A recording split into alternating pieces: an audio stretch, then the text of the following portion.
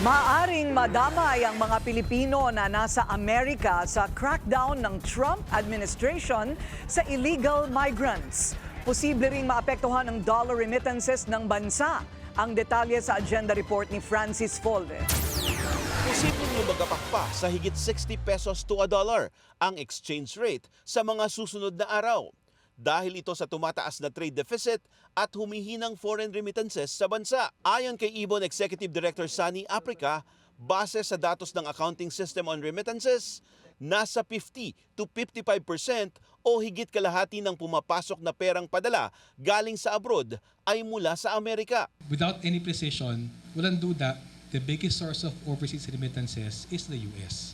Kaya naman tsak daw na maaapektuhan ito ng polisiya ng Trump 2.0 na paghihigpit sa illegal migrants. All illegal entry will immediately be halted, and we will begin the process of returning millions and millions of criminal aliens back to the places from which they came. Well, right now there are about, I think, 300, depending sa estimates, about 330 to 370,000 undocumented Filipinos in the US. So, if the first wave of undocumented Filipinos are sent back to the Philippines, whatever they would have been remitting, wala na yon.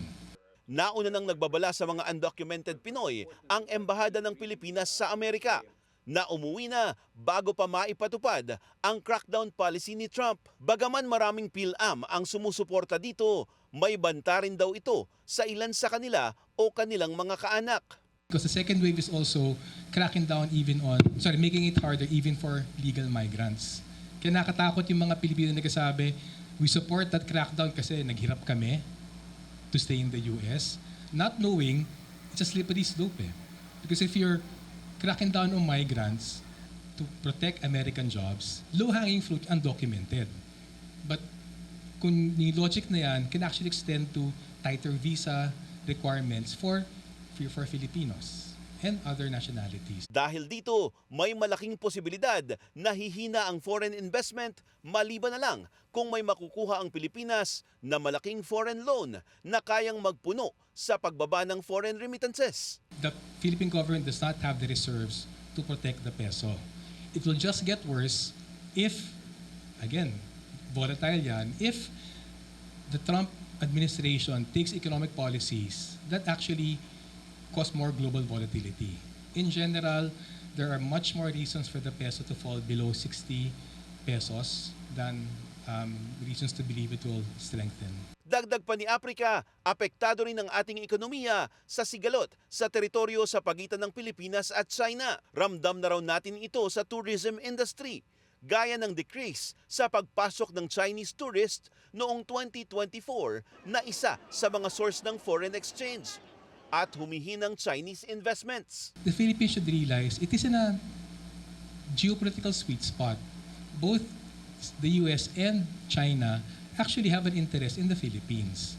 So we argue if the Philippines had a longer view of development in mind, it can actually use being in that sweet spot to get concessions for technology, investment, aid, trade, tourists from both the US and China. Kung tutuusin, pwedeng gamiting advantage ng Pilipinas ang sitwasyon para magkaroon ng exchange of economic benefits sa pagitan ng Pilipinas, Amerika at China. Ang tanong nga lang, anong hakbang ang gagawin ng pamahalaan? Para sa agenda, Francis Polbe, Billionario News Channel.